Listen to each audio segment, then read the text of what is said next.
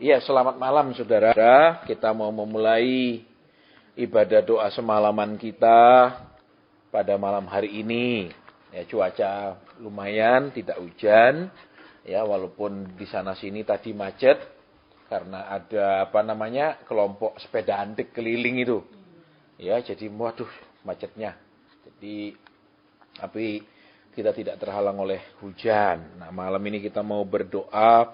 Malam ini kita mau membangun kembali hubungan kita dengan Tuhan. Memang saudara, ya, yang namanya membangun hubungan itu ada jatuh bangunnya. Ya, yang namanya membangun hubungan itu akan teruji motivasinya. Yang namanya membangun hubungan itu juga akan teruji komitmennya. Ya, kalau ujian motivasi, saudara, itu memang tidak mudah. Karena motivasi kita seringkali ada bagian-bagian yang memang benar, tetapi tidak murni.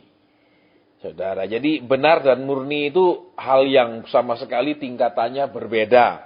Ya, memang benar kita berharap sama Tuhan, ya minta apa, Tuhan akan ada apa untuk apa, Tuhan adakan ini itu dalam kehidupan kita, itu benar, tidak salah ketika kita berharap kepada Tuhan. Tetapi kalau ini dijadikan sebagai motivasi kita membangun hubungan dengan Tuhan, nanti akan jadi masalah ketika kita menghadapi pemurnian. Ingat saudara, ketika Ayub diuji, ya setan bilang apa? Bukankah karena engkau melindungi semua miliknya? Bukankah karena engkau memberkati dia? Ya, terus Tuhan katakan, ya kalau gitu kau ujilah dia. Jadi, saudara perhatikan, seringkali kita gagal, saudara, di dalam ujian motivasi. Seperti saya sampaikan, memang tidak salah kita berharap kepada Tuhan, itu benar, tapi tidak murni. Saudara, kenapa tidak murni? Karena kan levelnya berbeda. Kalau kita cuma taat karena kita diberkati, nanti waktu nggak diberkati, bagaimana? Kita menyala-nyala karena kita dipromosikan Tuhan, kita diangkat Tuhan. Nah nanti kalau enggak, bagaimana? Nah, selalu akan ada pertanyaan-pertanyaan seperti itu, saudara, ketika kita tidak murni. Ya, makanya sekalipun kita ini hidup benar, kalau kita tidak murni, saudara, kita akan banyak mengalami kemunduran ketika kita mengalami hal-hal yang kurang enak. Ya, makanya setan mengerti dari dia suka keliling, ya kan? Saudara tahu kisahnya kan, dari mana kamu setan apa? Iblis dari keliling, betul? Dia keliling dunia kan setiap saat, saudara ya. Dia apa? Keliling dunia. Terus ngapain? Ya, dia melihat sebuah pola hidup manusia. Ya, seringkali ketaatannya, kedekatannya sama Tuhan itu motivasinya tidak murni. Ya, makanya dibilang kan, ya karena Ayub engkau lindungi, kau pagari semua yang dia punya. Ya kan sekarang angkat pagar itu. Terus izinkan apa? Dia untuk menghabiskan semua hartanya kan? Jadi, yuk sekarang kita mau masuk, saudara. Bukan hanya benar tetapi murni. Karena kalau benar suatu saat kita tidak akan bertahan, saudara. Suatu saat kita tidak akan kuat ketika kita dimurnikan. Ingat itu, yang namanya murni tidak nyampur. Yang namanya murni itu benar-benar tidak ada benda asingnya, tidak ada unsur asingnya. Alias, ya dia Tuhan, titik. Terus, ya saya taat karena diberkati. Saya taat karena ditolong. Nah, kalau nggak ditolong, bagaimana? Ya, ini yang seringkali kita gagal, saudara. Ini yang membuat seringkali kita itu males. Ya, buat apa sih sudah doa belum dijawab? Terus, buat apa tekun lagi? Buktinya mana perubahan? Buat apa, dan buat apa? Saudara, ingat ya. Salah satu karakter daripada orang Israel waktu mereka keluar dari padang gurun adalah, ya, Alkitab mencatat dengan jelas, saudara, ya, berapa lama mereka berjalan, berapa lama mereka mengalami kekurangan, berapa lama mereka kurang air, kemudian sampai di daerah mana mereka itu bosan makan mana, dan semua itu dicatat dengan jelas. Ingat saudara, kebaikan Tuhan seringkali hanya kita catat di dalam otak kita. Saudara, kebaikan Tuhan seringkali hanya dicatat di dalam memori otak. Dan itu gampang hilang, gampang lupa. Tetapi, saudara, kekurangan, masalah, problem, hal-hal yang tidak enak, itu tercatatnya di hati. Dan apa yang tercatat di hati biasanya sukar sekali lupa. Saudara tahu bahwa, contohnya ya, kalau kita ngutangin orang itu pasti tercatat di hati. Tapi kalau kita ngutang sama orang itu tercatat di pikiran. Ya, contoh yang lain yang sederhana lagi, kalau kita pinjam buku, itu tercatat di otak. Kalau kita minjemi buku tercatat di hati. Ya, saya pun saudara bulan kemarin jengkel, ya, saya minjemi buku, itu kalau tidak salah judulnya 102 kesalahan perempuan, itu bagus saudara, yang ngarang orang bule, ya. Itu bukan berarti salah pilih jodoh bukan tentang itu saudara, tapi kesalahan-kesalahan mereka terutama waktu berumah tangga. Jadi yang ngarang orang bule, ya, saya kasih pinjem. Ketika saya tagih dia bilang, "Kapan saya minjem?" Mabuk saya saudara. Loh, saya bilang saya kan ingat saya yang kasih kamu. Saya bilang saya enggak tahu ya, masa saya minjem? Bayangkan saudara. Kesel sekali rasanya kan? Betul? Rasanya enggak kok saya minjem rasa lu. Saya bilang saya kasih kamu kepingin baca kok. Ya toh, karena kan ada banyak yang benar di sana saudara ya. Kalau kita lihat kesalahan-kesalahan itu yang kalau kita pikirkan memang iya. Contohnya saudara, ketika sesudah orang menikah, maka kehidupan si istri 100% bergantung sama suami. Itu salah. Si suaminya ada apa-apa, dia terus tidak karu-karuan jadinya. Kita ini kalau menunggu janji Tuhan, itu ingat kapan mulai nunggunya sampai sekarang berapa lamanya biasanya ingat. Kedua, kalau dijanjiin sesuatu lewat nubuat-nubuat, pasti ingat yang nubuatno siapa, tempatnya di mana, waktu ibadah apa, bisa detail ingatnya saudara. Ya, tapi kalau disuruh sama Tuhan ini, katakanlah disuruh 10 hal, syukur-syukur masih ingat 3. Sisanya yang 7 tidak jelas apa ya waktu itu ya. Saudara, saya masih ingat saudara berapa waktu yang lalu, ya, ada teman baik saya yang bilang, "Pak, bisa tidak minta tolong? Ya, ini teman saya ketipu sekian banyak, Pak. Jadi usahanya oleng." Saudara ya, karena jumlahnya lumayan, miliarnya banyak. Jadi usahanya oleng. Ya sudahlah, kasihan saudara, orang bangkrut toh. Yang saya pikirkan bukan orang yang bangkrutnya, yang saya pikirkan pegawainya. Nek bos bangkrut masih punya harta ya, aset ada. Nek bos pecat pegawai ini belum tentu punya aset. Belum tentu bulan depan dia masih punya uang. Saudara, ya iya sudah saya bilang. Terus kita ketemuan, ya. Dia minta doakan tolong Pak supaya uang saya bisa dikembalikan. Ya saya bilang ya kita doa pesan Tuhan banyak. Saudara, banyak pesan Tuhan saya sampaikan. Saya bilang ingat ya, 1, 2, 3, mau pulang pun saya ingatkan lagi, ingat ya. Nah, saudara, berapa bulan kemudian teman lain juga minta tolong. Pak Sen, ada teman saya susah. Bisa nggak minta tolong Pak Sen, kasihan dia. Pak Sen dia susah. Ya sudahlah. Ya dah, ayo. Ketemunya siapa? Saudara, orang itu lagi. Loh, orang ini lagi. Terus saya tanya dia, "Maaf ya Ci, waktu itu saya sampaikan berapa hal kan?" Saya bilang, "Saya masih ingat." Saya bilang, "Saya sampaikan sama Taci ini, benar?" Saya lupa deh. Saudara bisa bayangkan? Saya lupa. Dari Jakarta datang cari saya. Saudara, pakai teman yang lain dulu yang pertama. Sudah itu kedua kali mau ketemu lagi pakai teman yang lain lagi. Ini kan udah pakai akal-akalan. Betul? Terus waktu saya bilang saya masih ingat nyampaikan engkau harus begini. Dia bilang saya lupa. Berarti berapa bulan sejak dia pertama bertemu tidak ada satupun yang dia lakukan karena dia lupa. Nah, di sana saya melihat saudara, ini bukan 1-2 orang saya ketemu yang karakternya seperti ini. Perintah Tuhan ku abaikan. Janji Tuhan kutuntut terus. Terus saudara dia cuma bilang apa?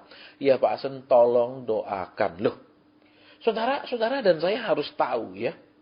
Hamba Tuhan yang punya karunia nabi itu berbeda dari hamba Tuhan lain. Karena tugasnya sama sekali berbeda. Kalau saudara dan saya perhatikan di seluruh perjanjian lama, nabi diutus oleh Tuhan kepada umat Tuhan untuk mengingatkan mereka akan mereka punya perjanjian dengan Tuhan yang mereka tidak lakukan. Itu tugas nabi, saudara. Ya, nabi itu tugasnya mengingatkan umat Tuhan apa yang umat Tuhan harus lakukan. Loh ini loh, kau adalah umat Tuhan, kau harus begini, ini ada hukum Tuhan, ini ada peraturan Tuhan, ini ada firman Tuhan. Itu yang dia diingatkan. Bukan tentang, maaf kata, utangnya kapan lunas, masalahnya kapan selesai, terus keinginannya kapan dikabulkan.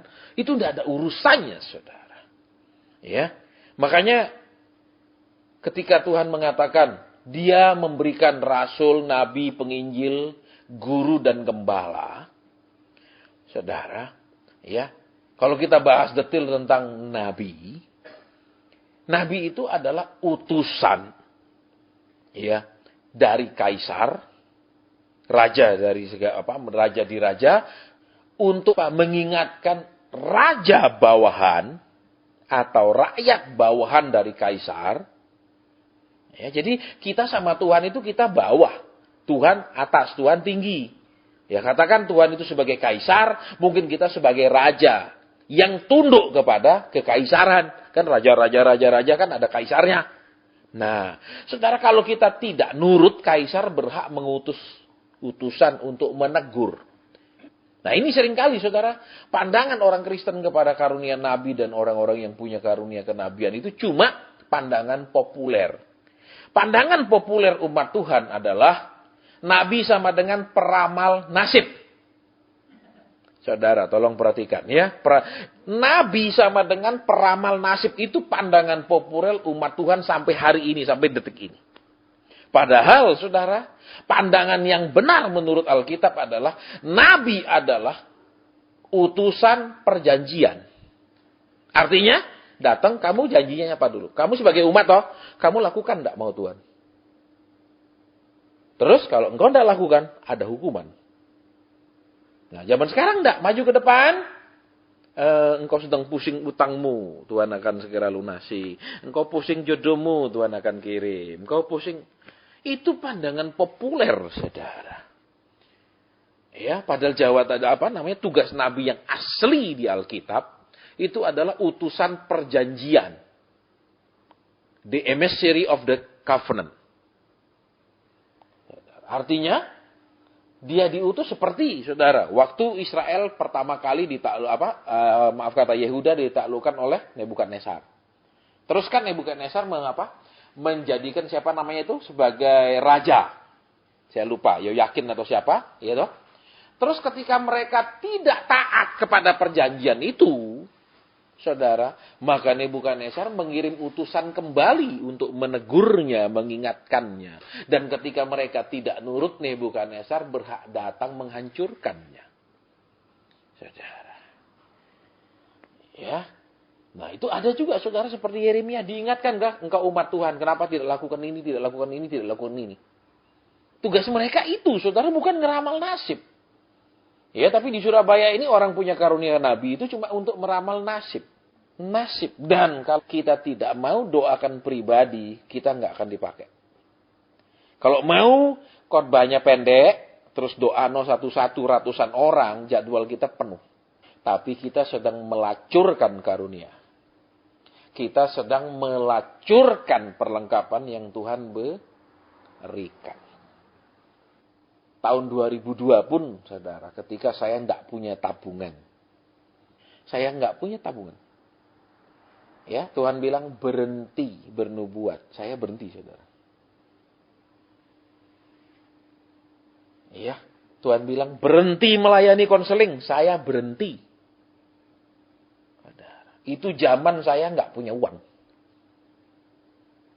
Saudara, kenapa? Saya pikir ya sudahlah. Ya suruh berhenti ya berhenti toh. Saya batalkan semua jadwal konseling saya. Itu bulan 9 Tuhan suruh saya batalkan. Padahal jadwal konseling saya sampai Desember. Ya, ada satu keluarga dokter yang ngamuk-ngamuk, saya ingat. Saya sudah nunggu sekian bulan, Pak. Saya bilang, maaf Tuhan suruh saya batalkan. Tapi saya sudah nunggu sekian bulan. Tapi ya Tuhan suruh saya batalkan, mau apa? Saya katakan. Ya, makanya kita kalau di kota ini akan dibawa taat sama Tuhan 100% atau cawe-cawe cari tambahan untuk nurut-nurut sedikit lah sama maunya anak-anak Tuhan. Ya. Masih ada gereja yang mengundang-undang saya ngomongnya saya sudah tidak nubuat-nubuat loh ya. Saya sudah kalau sudah selesai khotbah tidak mau konseling-konseling loh ya saya ngomong. Kenapa? Lah masih nggak punya uang aja saya nurut, apalagi sekarang. Ya, bukan sombong, saudara. Saya masih tidak punya uang sama sekali, saya pun. Tuhan bilang berhenti. Baik, berhenti. Berhenti nubuat-nubuat, baik, berhenti. Ajarkan mereka supaya dewasa, baik. Itu belum ada uang loh, saudara.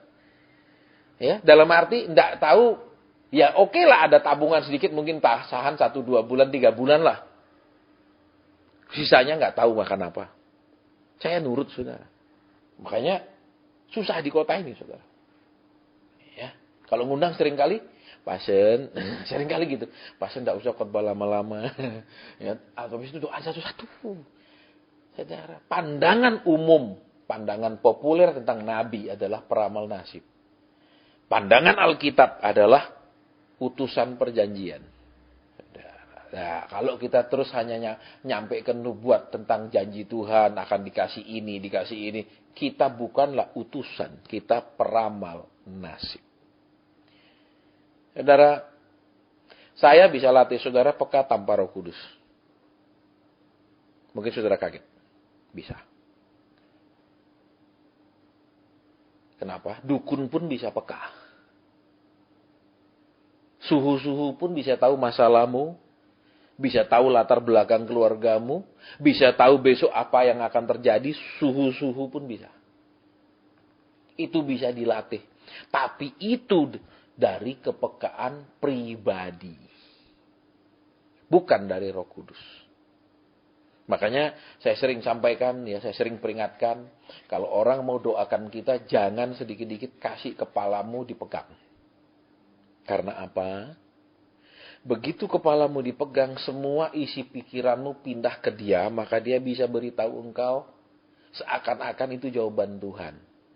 Contohnya, itu karena informasinya semua pindah, masalahmu begini, terus dia yang memberikan jawaban.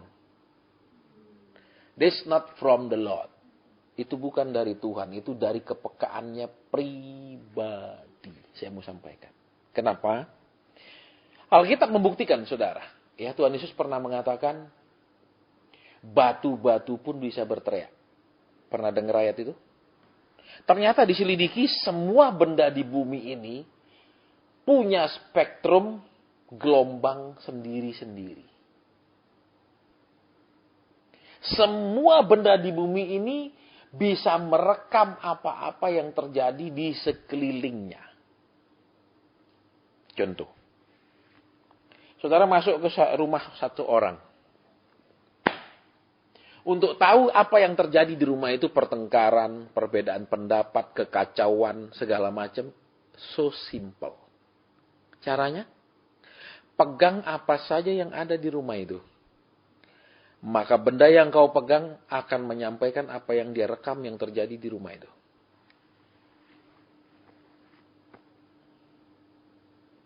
Saya sering, saudara, menyampaikan hal-hal seperti ini untuk mengingatkan umat Tuhan. Tapi ada yang bilang, masa Pak? Kalau dulu, saudara, saya sentuh sedikit aja orang punya kulit. Sedikit aja saya sentuh, gitu. Pakai ujung jari saya. Seluruh pikirannya pindah ke saya. Bisa? Yes, absolutely, ya. Terus bagaimana membedakan kepekaan pribadi dengan kepekaan Roh Kudus? Simple. Ya, jadi saudara bisa praktek besok di PD-PD yang suka suruh maju. Caranya gimana? Ketika engkau mau maju, Benar-benar kuasai pikiranmu, tidak memikirkan apapun. Dan dia uyel-uyel kepalamu, dia tidak akan bisa jawab apapun. Saya mau beritahu. Tapi kalau engkau lagi ruwet, dipegang, engkau sedang memikirkan masalah ini. 100% benar. Tapi kalau engkau kosongkan 100%, dia uyel-uyel lama-lama, dia tidak mendapat informasi apapun. Ya. Nah, makanya saudara saya katakan, saya tidak menjelekkan, tolong perhatikan ya, saya tidak menjelekkan, saya tidak iri. Ketika kita suka berdoa, ketika kita suka diam, manusia roh itu kita tumbuh, kepekaan pribadi kita juga tumbuh. Dua, saudara. Dua hal tumbuh bersama. Kepekaan pribadi kita tumbuh, terus kepekaan roh kita tumbuh. Contoh, orang suka bertapa menyendiri, orang suka diam, meditasi sendiri. Dia juga punya kepekaan. Itu kepekaannya pribadi, bukan kepekaan roh. Nah, makanya orang-orang yang juga punya kepekaan roh ini harus bisa membedakan itu kepekaan dari rohnya atau kepekaan dari pribadinya yang sedang bekerja. Karena kalau tidak ini akan campur baur, saudara, dan saya bisa buktikan banyak nubuatan-nubuatan yang tidak terjadi sama sekali. Dan lebih cilaka lagi kalau ngomong ayat yang tidak ada di Alkitab. Saya banyak terima laporan orang-orang konseling sama saya. Mereka didoakan terus dikasih tahu ayat. Ya, yang dia cari ayat itu tidak ada di Alkitab. Ini kisah nyata loh, di Surabaya loh, saudara. Saya nggak ngomong jauh-jauh. Kita di Surabaya. Saya di kota lain, saya ngomong kota lain. Saya nggak ngomong campur baur. Pak, saya waktu itu dia sampaikan begini-begini, pasal sekian. Dia bilang, saya cari, Pak. Nggak ada sampai pasal sekian, Pak. Tidak ada sampai pasal sekian. Loh, terus? Nggak ada, Pak, saya cari. Dia bilang pasal surat ini, ayat sekian, pasal sekian. Saya cari, nggak ada sampai pasal sekian. Contohnya misalnya Markus pasal 20. Di mana saudara cari Markus pasal 20? Ya toh. Ini kisah nyata loh, saudara. Ya, makanya saya kan pernah saksikan sama saudara. Hafalkan saja 25 ayat yang enak-enak. Doakan orang cuma ayat 1, ayat 2, ayat 3 sampai 25 kan sejauh sekali. Nanti saudara ulang lagi ayat yang sana ke yang umur 26. Tuh ada saksinya loh di sini, kok Anil mana? Waktu saya ngomong sama Mbak Tuan tuh ada dia loh. Saya sampai pulang saya ngomong, kok gini ya? Kalau memang tidak ada dapat pesan dari Tuhan, tidak usah ngomong ayat. Tapi karena tidak ada pesan, harus dijejel 200 orang, harus nyampaikan semua. Makanya hafalkanlah ayat. Contohnya, air matamu ditampung di kirbatnya, engkau sangat berharga di matanya.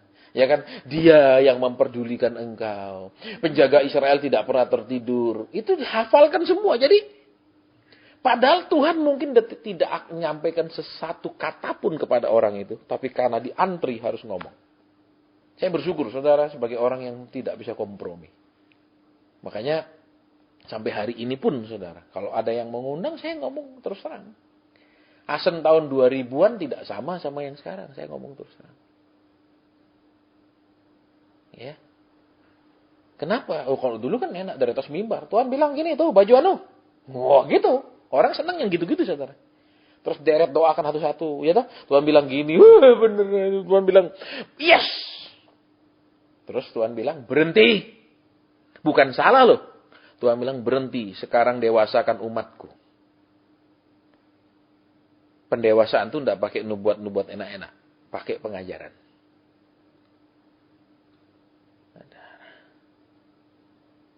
Ya, makanya saudara harus latihan. Bisa tenangkan pikiran benar-benar. Tidak mikir ke sana kemari, pikirannya tenang. Supaya bisa mendengar dengan jernih. Nah, kalau engkau sudah biasa begitu orang tumpangi tangan, engkau tenangkan dirimu, dia akan luyel-luyel, tidak ketemu. Tidak ada informasi yang dia dapatkan dari yang engkau sedang ruwetkan, susahkan, dan lain-lain. Karena manusia jasmani ini juga bisa dilatih untuk menjadi peka. Ya, jangan bilang gini, suhu-suhu itu kan juga bergaul dengan roh jahat. Misalnya, dukun. Oh iya, ada. Tapi ada juga karena menempa dirinya sendiri dengan meditasi. Sehingga dia menjadi peka. Saudara. Ya, ada salah satu aliran bela diri yang membuat orang jadi peka. Ya, ketika saya masih kerja, itu dia tinggal depan kamar saya, saudara. Terus dia ngobrol sama saya, Pak, dia katakan, ini di pohon mangga ini ada yang nunggu loh. Terus saya tanya, kok Bapak tahu? Oh, saya aliran bela diri anu, Pak. Itu pun saudara bisa menempa orang jadi peka. Saya tahu saudara, zaman itu saya sudah peka. Saya tahu dari something di pohon mangga ini. Karena itu pas depan kamar saya. Kok dia latihan bela diri bisa tahu? Karena tubuh ini bisa dilatih. Ingat, walaupun saudara dan saya ini sudah jatuh dalam dosa, kata firman Tuhan, tapi saudara dan saya diciptakan segambar dengan Tuhan. Itu loh. Walaupun jatuh dalam dosa, artinya gini saudara ya. Contohnya, walaupun ini pisau katakan sudah tua. Tapi ini pisau buatan Jerman misalnya Solingen. Besinya itu tetap luar biasa. Ya, saya dulu suka mancing. Ada nelayan yang ketemu bayonet-bayonet zaman Jepang. Masih utuh saudara 50 sekian tahun di dasar laut. Masih utuh. Yang habis cuma kayunya. Kayunya toh habis. Masih utuh itu bayonet tidak ada karat. 50 sekian tahun direndam di air laut. Saya mau bayar yang nggak mau saya nih. Saya bilang saya tukerin dah sama yang lain, saya tambahin duit dah. Enggak. Berkali-kali saya ke sana, itu pun harus nyebrang pulau karena dia tinggal di pulau kecil. Tak mau. Saya yang putus asa akhirnya. Ya sudahlah, enggak usah punya. Padahal itu antik. Jadi, saudara, ini kita harus hati-hati. Ya. Kenapa, saudara? Karena kita bisa melatih diri kita dengan meditasi, melatih diri kita dengan ada saudara, saya nggak sebut aliran-aliran bela diri yang bisa membuatnya seperti itu. Yes. Jadi ada gerakan tertentu sebelum itu yang untuk menangkal kalau dia pakai kuasa gelap. Jadi tidak fisik tok. Saudara. Makanya saya sampaikan ini di persekutuan supaya saudara jangan terus-terusan uber ke sana kemari orang-orang suka bernubuat. Kalau saudara sudah benar-benar bisa konsentrasi, tenang, pikirannya benar-benar dikendalikan, suruh dia doain saudara. Yang biasa-biasa tumpang tangan itu. Enggak dia dapat apa-apa. Kalau dia memang dari kepekaannya pribadi. Kalau dari Tuhan beda. Saudara biar mau tutup kos di pikirannya dikosongkan benar-benar kayak apa, tetap terbongkar kalau dari Tuhan. Tapi kalau dari kepekaan pribadi, waktu dia tumpang nggak dapat, akhirnya dia akan baca ayat. Apa? Tuhan tidak pernah terlambat. Dia setia. Lah, iya semua orang juga sudah tahu, nggak usah ditumpangi tangan. Memang di kota ini, saudara, orang rela memberikan uang berapapun kepada hamba-hamba Tuhan, sepanjang hamba-hamba Tuhan itu mereka rasa bisa membuat mereka mendapatkannya lebih banyak. Halo? Mereka tidak akan keberatan. Saudara mau minta berapa ratus juta, mereka akan kasih. Sepanjang mereka sudah pernah ngalami bahwa mereka nabur ke saudara, itu dilipat-lipatkan oleh Tuhan, maka mereka tidak akan berat lah. Kasih terus. Bukan sebagai persembahan, tapi sebagai taburan. Saudara harus membedakan antara persembahan dan taburan. Tuhan menghendaki persembahan, bukan taburan. Tuhan tidak pernah ada ayat mengatakan bawalah taburan ke rumah Tuhan. Tidak pernah ada. Tolong perhatikan seluruh Alkitab. Tuhan bilang bawalah Jadi kalau saudara disuruh menabur, terus saudara merasa itu sebagai persembahan, itu bagaimana sih? Persembahan itu untuk menyenangkan Tuhan, tanpa ada pikiran untuk mendapat balik. Sedangkan taburan adalah pancingan untuk mendapat lebih banyak. Sama sekali berbeda. Tapi zaman sekarang kan selalu ngomong tabur, bukan persembahan. Dibolak-balik zaman sekarang. Tapi karena kita, maaf kata ya saudara ya, kalau kita orangnya imannya keblinger, saya mau sampaikan sama saudara, semua kita percaya. Contoh, bilang dapat hadiah, waduh mungkin ini cara Tuhan memberkati saya mobil. Padahal itu yang suka nipu-nipu tuh. Teman saya kena itu 35 juta. Saudara, dibilang dapat hadiah. Dan memang benar saudara, dia mengirim apa namanya tuh? Itu loh. Apa, kan ada produk-produk yang disuruh tulis alamat, tulis apa itu loh. Dikirim dan memang dibilang dia dapat. Jadi dia percaya karena memang dia ada kirim itunya itu loh. Apa namanya? Lembar promosinya itu loh. Yang akan diundi. Terus untuk dapat mobil ini, tolong ditransfer 35 dulu. Dia transfer 35. Sampai sekarang mobilnya tidak dalam. Karena kita mengimaninya terlalu luar biasa. Oh, cara Tuhan lewat hadiah. Cara Tuhan. Nah, ini imani yang keblinger-keblinger gini nih, saudara. Halo. Ya, kita mau jadi lebih dewasa, saudara. Karena kalau masalah main roh ini, kita bisa tertipu, saudara. Bukan hanya kita hamba-hamba Tuhan yang biasa. Hamba-hamba Tuhan yang demikian dulunya karib sama Tuhan pun bisa ketipu. Sampai tidak lagi bisa membedakan itu Tuhan atau bukan. Demi etika saya tidak sampaikan nama-namanya. Tapi orang-orang itu adalah teman-teman karib saya. Mereka sudah tidak bisa membedakan itu suara Tuhan atau bukan, saudara. Padahal dulunya pekanya begini. Terus tidak bisa bedakan, saudara. Terus ayat dia putar sampai, kok jadi begini ayat ini? Kayaknya, ayo saudara, kita harus kuat di pengajaran. Ingat, kuat di pengajaran saja. Kalau tidak kuat di roh, ya kembali Farisi, Saduki, ahli Taurat. Pinter teorinya tok.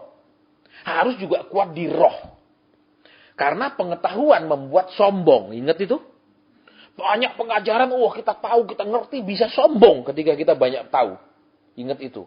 Makanya harus diimbangi dengan hidup dalam roh. Dalam roh inilah yang meredamnya. Ada pengetahuan itu supaya tidak sombong. Kedua, pengetahuan kita supaya tetap benar. Itu juga roh yang menuntunnya. Terus pengetahuan kita tidak kita pakai untuk memanfaatkan orang lain. Itu juga roh yang membatasinya. Minggu kemarin lagi saya siaran. Seorang ibu menelpon. Langsung nanya. Pak Asen, apakah anak saya punya motor yang ditipu teman ini karena perpuluhan? Maaf ibu, saya katakan. Nanti saudara bisa dengar rekamannya di website. Ya, kejadiannya bagaimana saya tanya. Pak, anak saya ditipu, motornya dibawa sama temennya sampai sekarang tidak dikembalikan. Terus saya minta didoakan pendeta saya langsung bilang itu karena perpuluhan. Terus dia kasih ayat di Yeremia. Saudara buka seluruh Yeremia, tidak ada tentang perpuluhan. Saya mau sampaikan sama saudara. Kok tiba-tiba Yeremia punya ayat jadi perpuluhan? Yeremia itu apa, saudara? Menegur orang Israel, kenapa? Karena mulai dari pemerintahannya rusak, dari para imamnya rusak. Itu dua, saudara, soko guru negara, yaitu kerajaan dengan agama, itu rusak dua-dua. Itu yang ditegur Tuhan, tidak ngomong perpuluhan. Sampai saya katakan, maaf, saya bilang. Saya punya teman, perpuluhannya sekian miliar. Dia kasih, dan tiba-tiba dia kena kecetit tulang belakangnya. Harus operasi di Singapura. Terus pendetanya ngomong apa sekarang kalau udah bayar perpuluhan? Sekian miliar. Kurang lagi? Saudara, kenapa semuanya dilarikan ke perpuluhan? Doa nggak dijawab ke perpuluhan. Apa nggak jadi kalau semua bayar perpuluhan, semua lancar? Enggak itu. Enggak itu. Saya dari kerja bayar perpuluhan, saudara. Enggak itu lancar hidup saya. Banyak terus-terusan problem kok. Saudara bayar perpuluhan enggak pernah telat. Tidur pakai alas. Koran pernah. Katanya kalau bayar perpuluhan tambah kaya. Loh aku bayar perpuluhan enggak pernah telat tidur alas koran ya. Ingat saudara ya. Doktrin membutakan, saya ulang. Ya, itu bukan saya yang ngomong. Itu salah satu tokoh besar gereja yang ngomong. Doktrin membutakan. Ya, D.L. Osborne yang ngomong. Hamba Tuhan luar biasa. Kenapa? Karena begitu kita sudah baca Alkitab, plus ditambah dengan doktrin yang kita pegang, maka ayat itu harus berarti begitu seperti doktrin kita, sehingga Roh Kudus tidak bisa lagi memberikan pengertian yang lain tentang ayat itu. Sudah mati itu pengertiannya. Tidak boleh ada pengertian yang lain. Makanya kita nggak ada doktrin. Orang yang peka sama Roh Kudus nggak ada doktrin. Kenapa? Roh Kudus maunya apa? Ya, contoh perpuluhan kan? Kalau lagi doa Tuhan bilang bawa ke hamba Tuhan ini, kirim ke Kalimantan, kirim ke Sulawesi. Ya terus mau apa? Itu terserah Roh Kudus. Tapi katanya pendeta saya harus di tempat saya ibadah. Nah, kalau mau berikan ke sana sini situ yang 90% itu di sini harus 10%, enggak boleh bagi-bagi. Ya, D.L. Osborne mengatakan doktrin membutakan. Karena orang sudah terikat doktrin, maka tidak ada pengertian lain dari Roh Kudus. Ingat ketika orang Farisi Saduki, mereka sudah ikut doktrin. Betul, ketika Yesus datang, mereka tolak karena doktrin mereka seperti itu. Doktrin apa? Mereka mengartikan yang Musa bilang Allah kita Esa. Jadi, tidak ada anaknya toh. Kok bisa ada anaknya nih? Gitu loh, saudara. Itu doktrin. Ya, makanya kalau kita tidak ingat, huruf mematikan, roh menghidupkan. Doktrin lahir dari mana? Kecerdasan manusia. Ya, doktrin lahir dari kecerdasan manusia mengartikan bahasa aslinya, rasanya pengertiannya masih begini. Tapi pewahyuan datangnya dari roh. Entah Roh Kudus atau roh lain. Ya, tiba-tiba seperti kemarin kan? Saudara, dia bilang motornya anaknya ditipu, langsung perpuluhan. Pakai Yeremia, saudara. Yeremia pasal 5 kalau tidak salah. Nanti kalau saudara mau saya carikan, bentar. Tidak ada tentang perpuluhan di situ. Tapi pakai ayat itu, saudara. Ya. Ancaman apa namanya? Bahwa Tuhan akan mendatangkan ini. Itu kan karena mereka apa? Dari pemerintahnya kacau balau. Kemudian dari imam-imamnya juga bernubuat. Imamnya mengajar demi uang. Itu struktur agamawinya zaman itu kan seperti itu. Kok tiba-tiba lari ke perpuluhan, saudara? Nah, itu namanya makanya kecerdasan manusia. Ayat manapun bisa dipakai untuk nodong rampok. Saudara. Terus misalnya, bayar perpuluhan harus tepat waktu. Tidak. Saya bilang tidak. Kenapa? Saya pernah ngalami. Saudara, kan saya siap pelayanan, saya kumpulkan uangnya. Terus perpuluhannya saya sisihkan. Saudara, terus ada bulan di mana Tuhan tidak ngomong uang ini untuk apa. Tuhan, ini uang untuk apa Tuhan? Saya tidak mau simpen, ini uangmu. Nek saya simpen campur sama uang saya, nanti saya pakai pasti ujung-ujungnya. Nah, waktu doa tidak dapat apa-apa. Sudah berlalu 1 bulan, ini sudah tidak dipakai ini. Berlalu bulan kedua, Tuhan, ini sudah ini terus bagaimana? Ini sudah numpuk. Tuhan bilang simpan. Loh, lah simpan ini untuk apa? Sudah berapa bulan baru dia ngomong? Uang itu kamu pakai ke pulau Anu. Jadi pesawatnya, transport di sana, terus pelayanan di sana, berkati hamba-hamba Tuhan di sana, itu pakai uang itu. Nah, kalau saudara hidup dengan doktrin, bawa ke tempatmu ibadah. Terus tidak boleh telat. Bulan itu harus setor minggu pertama. Kalau engkau ikut roh kalau bilang simpen sih. Mau apa? Simpen sih. Sudah 2 bulan loh Tuhan. Simpen. Ya sudah simpen. Aku ingat tapi jumlahnya. Jangan bilang lah kesempatan lupa. Nek suwe-suwe kan bagus nek lupa. Dikeplak. Ya ini namanya tak jujur sama Tuhan. Saudara, ya. Terus baru Tuhan ngomong pakai itu pergi pulau Anu. Loh coba. Kalau menurut doktrin, salah. Nggak benar ini. Ini bukan Roh Kudus. Ingat. Ya, T.L. Osborne mengatakan doktrin membutakan. Saudara, orang Yahudi zaman Tuhan Yesus buta karena doktrinnya. Ketika Tuhan menyembuhkan hari Sabat, dia doktrinnya apa? Tuhan istirahat hari Sabat. Alkitab Perjanjian Lama bilang begitu. Lah kalau ini kerja hari Sabat bukan dari Tuhan. Loh, itu doktrin. Ya, makanya kalau saudara dan saya sudah ikut roh, ingat, roh membawa kita kepada seluruh ingat. Truth adalah kebenarannya Tuhan. Rightness adalah perbuatan kita yang seperti ya kebenaran dari firman Tuhan. Penekanannya beda. Tuhan yang benar, truth. Perbuatan kita yang menuruti firman Tuhan, rightness. Jadi, kalau kita dekat sama baca firman, firman akan membawa kita kepada roh. Kita dekat dengan Roh Kudus akan menjelaskan firman kepada kita. Bukan jelaskan nanti dibikin kaya, sugih, terus punya rumah besar. Ini roh peramal. Saudara, saya perlu sampaikan itu sama saudara, ya, jelas-jelas. Ya. Makanya kan tahun 2002 itu kan saya ini kayak dipaksa. Pak Asen nek mau kita undang, nu buat lagi.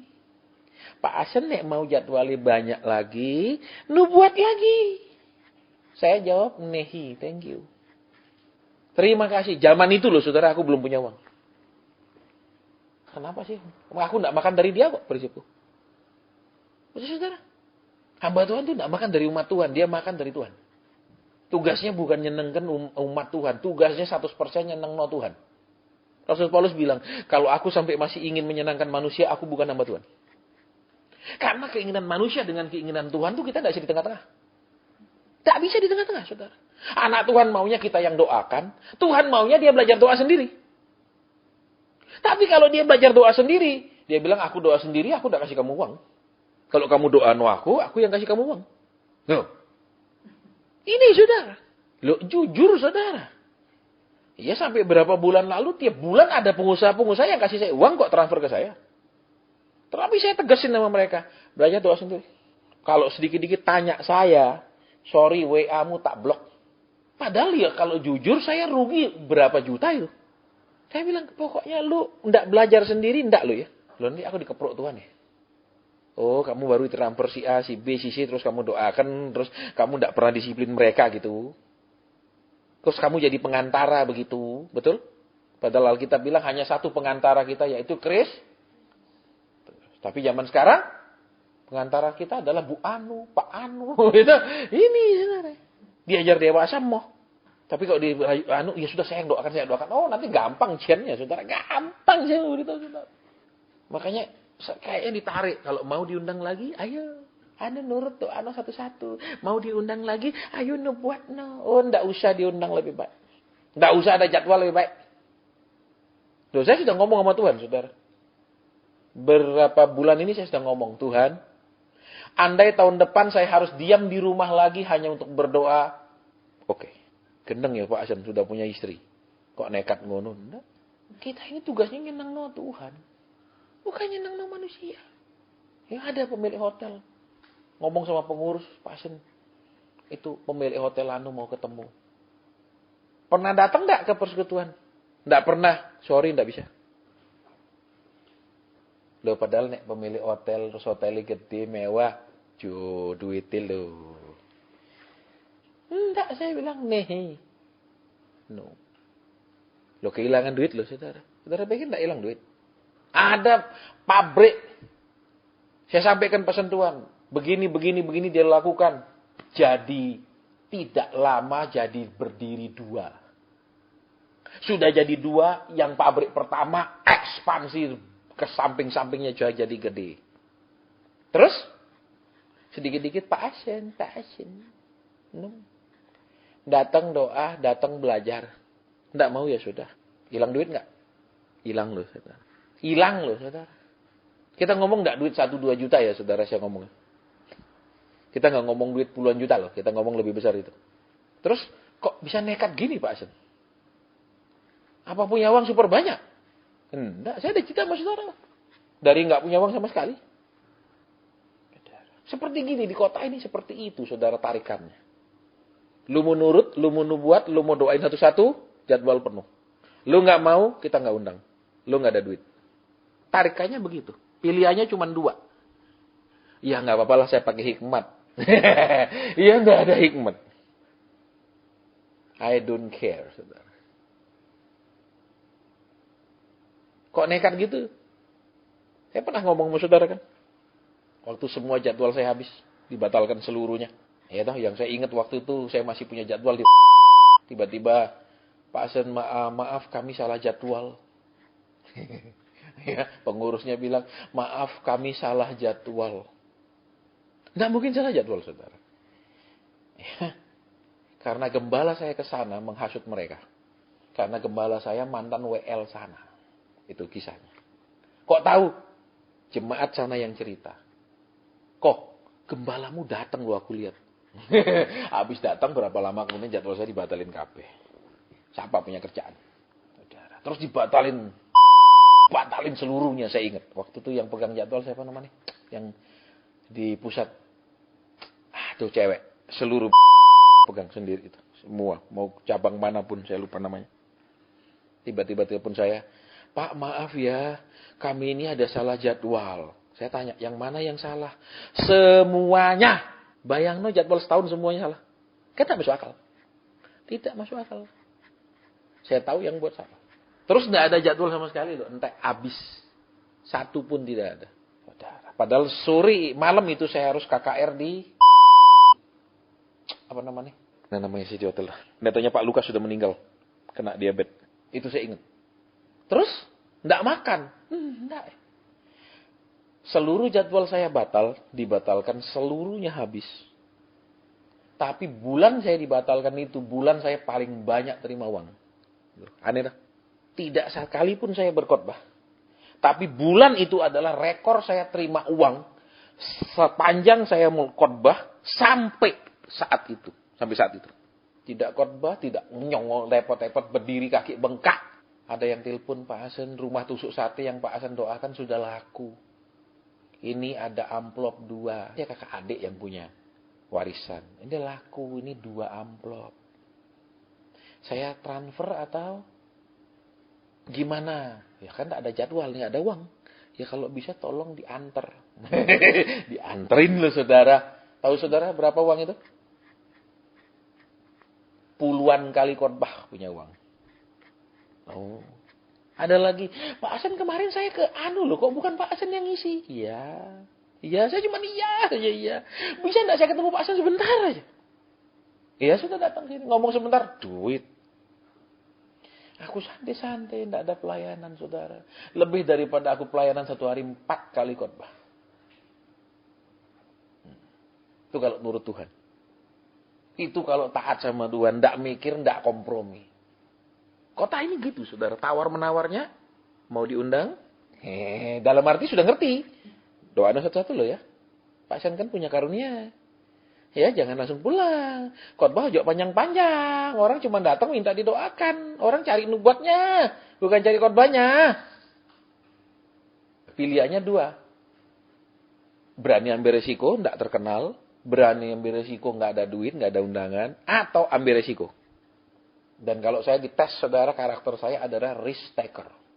Kemarin pun Burana bilang, masih mau undang. Saya tanya macam-macam dulu sama Burana. Boleh tanya ini orang. Kenapa? Saya nggak mau lacurkan karunia. Karunia bisa cari duit? Bisa, saudara. Gampang cari mobil 1 sekejap kalau mau mobil baru Grace dengan karunia. Ya, kan baru-baru saya bawa pulang mobil. Orang ngasih. Tapi kalau kita benar, kalau kita mau lacurkan dengan khotbah singkat terus doa itu memanjakan umat Tuhan. Ingat, mereka tidak pernah cari Tuhan, mereka cari kita. Kedua, mereka fokus tidak pernah ke firman dan kehendak Tuhan, mereka fokus hanya ke masalah mereka terus. Dan kita manjakan mereka terus. Tahun tidak ada manja-manja. Di kota-kota lain pun sama. Ada pemilik pabrik bilang, Pak Hasan jadi bapak rohani saya. Saya tanya, bapak rohani itu apa? Saya bilang, maksudnya mau kirimin saya tiap bulan perpuluhanmu gitu. Saya bilang, saya gitu ngomong sama dia. Mau kirimkan saya perpuluhanmu tiap bulan. Terus saya disuruh jadi pendoamu begitu, saya bilang. Engkau mau datang tiap kita ibadah, kita belajar bersama. Udah rugi loh, sekian juta lagi. Pabriknya gede loh. Saudara, kalau enak tuh jadi bapak rohani banyak pabrik, enak. Ya loh, tiap bulan kita terima setoran. Tuh. Saudara pikir orang yang punya karunia kayak gini, cobaan uangnya enggak gede. Gede cobaannya. Kita enggak ngomong uang ratusan ribu gitu, saudara. Enggak ngomong jutaan. Tuhan kasih saya mengalami, lihat kamu dulu enggak punya uang. Lihat kamu dulu begitu. Makan enggak sampai hari ini? Makan. Nah terus, apa kamu mau balik? Enggak taat. Makanya kita akan lebih berpengalaman. Ayo, sekarang kita mau masuk dalam doa. Ya, ingat membangun hubungan dengan Tuhan. Kalau kita bangun hubungan dengan Tuhan, hanya satu yang kita takuti, yaitu menyakiti hati Tuhan. Itu selalu doa kita, jangan sampai aku nyakiti Tuhan, jangan sampai Tuhan terluka. Itu saudara yang menjadi fokusnya terus di situ. Tapi kalau kita belum, ya fokusnya seneng kenaku Tuhan, aku sakit hatiku ini, mau ini tidak dapat, mau itu tidak dapat. Iya, misal lihat expander baru belum bisa beli. Nah, ini apa gitu loh. Dan sampai hari ini saya masih doa loh, saudara. Ya, keputusan Tuhan belum saya dapat, walaupun ada beberapa yang sudah mengatakan, Pak Hasan saya dapatnya gini, ya saya bilang saya mau doa. Tetap saya akan doa. Bukan saya tidak percaya, saudara ya. Di kota lain ada yang juga, Pak Hasan saya dapatnya kayak gini ya Tuhan bilang. Bahkan tema tahun depan ini katanya Tuhan. Oh iya, saya bilang doa. Kenapa? Saya juga harus dengar sendiri, saudara, dari Tuhan. Bukan tidak percaya, saudara, kembali. Bukan. Ini kan masalah sangat penting. Masalah orang banyak ini yang kita urusi, saudara. Kalau saya visinya salah, saya ngajar saudara sesuai visi yang salah, saudara jadi apa? Dan saya bilang, kalaupun Tuhan suruh saya diam di rumah lagi seperti dulu. Ya udah diam di rumah, jadi pendoa di rumah. Nah terus, duitnya sokondi. Loh ya sokot Tuhan. Kok berani ngomong gitu? Kan sudah saya kesaksian sama saudara. Masuk pedalaman nih, masuk pedalaman. Enggak saya cerita saudara-saudara saya mau masuk pedalaman. Siapa yang tergerak dukung dana. Enggak pernah loh. Saya berangkat. Baru saya landing saudara di Balikpapan. Baru landing. Saya hidupin HP. Ini lagi nunggu bagasi. Ada ya. Pasen saya ada transfer. Loh kok tahu saya mau pergi pedalaman ya? Kok tahu saya butuh dana? Enggak pernah ngomong ya. Loh itu kan Tuhan yang dahsyat. Saudara, zaman HP dulu kalau saudara sering ke Sumatera. Dulu itu saudara, ya, Sumatera enggak ono. Nyebrang keluar dari Merak, nyebrang tengah laut, pedot semua HP. Yang ada cuman Telkomsel. Lah saya punya cuman. Begitu kapal agak ke tengah, enggak ada sudah sinyalnya. Terus saya mau cuman memikir, Tuhan kayaknya aku perlu HP 2. Zaman dulu enggak ada 2 kartu, ingat itu. Ya. Sudah masuk pedalaman, enggak ngomong. Kok HP saya mati terus burak-burak depan orang-orang. Enggak, diam aja HP-nya mati, enggak bisa dihubungi. Keluar dari pedalaman tiba-tiba saudara. Ada yang hubungi saya. Ko Hasan, anu mau ketemu. Dia bilang, mau ketemu sebentar sama Ko Hasan. Mau ngapain? Saya bilang. Dia mau kasih HP. Loh, aneh tuh. Ayo. Dia mau kasih HP. Terus dia tanya, Ko Hasan tuh pilih yang mana? Zaman itu masih Nokia 8110 sama 8250. Yang pertama layar biru. Ayo, masih ingat? Nah, terus saya kan nggak ngerti. HP saya masih 5110. Zaman itu yang besar, yang ada antena tuh loh. HP sejuta umat tuh. Yang besar, pakai lempar anjing tuh. Terus saya tanya, yang lebih mahal yang mana? Ya 8250 kuasen 2.300.000. Yang 8110 2 juta. Ya sudah saya minta yang 8250. Sorry dianterin. Tuh, ayo. Nggak pakai ngomong. Nggak pakai cerita, nggak pakai terus sengaja kok ada sinyal ya. Tapi saya pakai kok. Wah, nggak boleh diam saja. Tuhan tahu. Disitulah makanya saudara, orang bergaul sama Tuhan tuh tambah lama tambah ngalami Tuhan. Tambah ngalami Tuhan, tambah percaya Tuhan. Tambah percaya Tuhan, tambah ngalami Tuhan. Tambah ngalami, tambah percaya. Lalu urut aja gitu tak. Nggak percaya, nggak ngalami. Nggak ngalami, nggak percaya. Betul? Nggak ngalami lagi, hilang percayanya. Ayo sekarang makanya saudara karib sama Tuhan. Ingat. Ya. Pengertian kita apapun yang kita diajar, tetap ada unsur pengertian manusiawinya di dalamnya. Ingat itu. Kita mau yang langsung dari mata airnya, yaitu Kristus. Kita tidak dari sungai-sungainya. Langsung dari mata airnya. Seperti itu, saudara. Supaya saudara tidak bisa bohong-bohongi orang, dimanfaatkan orang, dibocoi orang. Gitu. Ya, saudara. Jadi yuk sekarang ingat, bergaul. Saudara baca firman akan membawa kepada satu pribadi yang nama Roh Kudus. Saudara dan saya bergaul sama Roh Kudus. Roh Kudus akan menjelaskan firman. Ingat, dua itu tetap akan jalan sama. Hanya belajar firman, tidak bergaul sama Roh Kudus, apalagi intelek tinggi, pakai doktrin. Kedua, bergaul dengan Roh Kudus tapi tidak dikuasai firman. Akhirnya ngawur, kadang-kadang tidak bisa membedakan kepekaan pribadi dengan kepekaan. Terus tidak bisa membedakan juga yang namanya digerakkan Tuhan atau karena ada hitungan lain di belakangnya. Contoh, saudara, siapa sih tidak senang jadwal penuh tiap hari? Uang loh itu saudara. Itu uang loh saudara. Kita tidak ngomong apa. Itu duit. Ya, saya pernah khotbah di satu gereja. Selesai khotbah jemaat itu maju nyodori saya duit. Rata-rata caci-caci itu semua buka tasnya, maju dan kasih saya uang terus. Tapi akibatnya adalah begitu saya pulang, kan pulang langsung pergi makan ke restoran punya jemaatnya sana. Langsung pendetanya bilang, jangan diundang lagi. Padahal dia tidak tahu yang pemain keyboardnya dia itu, cicinya pemain keyboard itu teman karib saya. Jadi begitu saya selesai makan, saya pulang, cicinya itu langsung ngomong sama saya, Kak, Sen, kamu melayani Yanu ya? Iya, Ci. Kamu tidak diundang lagi. Loh, kenapa? Kok Ci tahu? Loh, adik saya kan pemain keyboardnya di sana. Langsung pendetanya bilang, jangan diundang lagi. Padahal kan enak loh saudara, betul. Jemaatnya diberesin semua, jemaatnya masalahnya selesai. Dia sekarang tinggal ngurusi uangnya. Betul, saya cuma kan selesai pelayanan sana, jemaat maju. Terima kasih Pak, terima kasih Pak. Sampai saya masukin. Kok aneh jemaat di sini gitu loh. Saudara. Iya, aneh jemaat itu cuma satu saudara. Tapi nggak boleh cerita ya. Gereja foto rame-rame, buka terima kasih Pak, terima kasih Pak, kok aneh jemaat sini. Tumben aku ketemu jemaat langsung maju satu. Saking taci-taci pada buka tasnya semua. Tapi gara-gara itu, tidak boleh diundang lagi. Terus bulan depannya dia niru. Ini diceritain. Di sebelah sini ada kayak gini. Di sebelah sini ada kayak enggak ono satu pun ngaku. Karunianya lain. Nggak boleh niru-niru cara pakai orang. Tuhan pakai orang satu-satu enggak pernah sama. Saya enggak iri sama siapapun yang lain. Saya. Dia karunianya gitu ya dia. Saya. Enggak boleh kita ikut-ikutan dia. Ini kisahnya ada. Di sini seperti ini katanya. Di sini tidak ada satupun jemaat yang maju. Terus bulan depannya datang pendeta yang peka. Saudara, Pak. Iya, itu kan khotbah watos dan keras. Langsung khotbah tiba-tiba ngomong, kita tidak bisa meniru-niru orang. Dari mana dia tahu itu?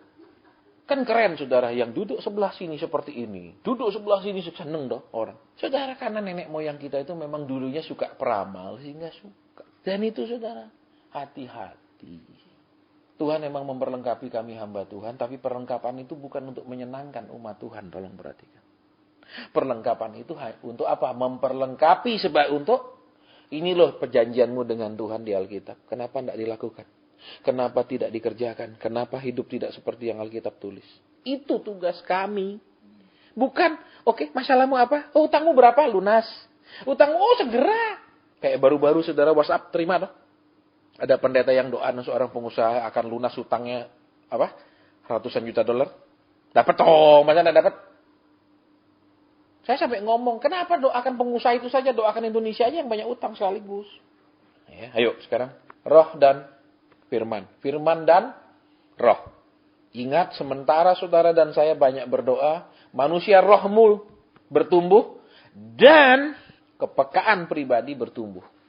Karena ini kan tiga ini roh, jiwa, tubuh ini di dalam kita. Gitu loh. Nah, nanti kita harus bisa membedakan, oh ini kepekaan saya pribadi. Ini bukan Roh Kudus. Jadi kalau kepekaan pribadi, ya sudah itu kepekaan saya pribadi, titik. Kalau kepekaan Roh Kudus, ya mungkin untuk disampaikan kepada umat Tuhan. Ya, makanya kita akan terus belajar supaya nanti saudara pun jadi peka, ya. Tidak boleh pakai kepekaan pribadi. Walaupun maaf bisa mendatangkan uang sangat banyak. Jadwal nggak habis-habis. Tapi hati-hati. Besok akan Tuhan tanya pertanggungan jawabnya. Oke, baik. Sudah panjang lebar kita mulai mau berdoa. Ya, kita mulai mau membangun hubungan dengan Tuhan. Kita mau memulai menikmati hadirat Tuhan. Sampai jam berapa? Terserah. Ya, dan tolong jangan terus doa, sudahlah Tuhan, wis Tuhan, ya. Kadang terasa sekali, saudara, rasa gelisah, rasa kok kesuwen itu terasa loh, jujur saudara ya, itu terasa. Bukan maksud saya pelunjuk saudara terus sengaja lama-lama, bukan. Nek rasanya Tuhan belum suruh mari, ya belum gitu loh. Ya, walaupun kadang ketika saya sudah rasa kok sepi banget, Tuhan sudah dulu ya, kok sudah sepi sekali ya. Gitu. Minta izin sih sudah ya Tuhan, nanti lagi. Itu. Ya, padahal belum tentu itu sudah. Oke, kita mau mulai sekarang. Yang mau ke kamar kecil silakan. Ada waktu 5-10 menit kita mau ke belakang ada, depan ada supaya enggak nanti sibuk-sibuk terus. Kita mau mulai sebentar lagi.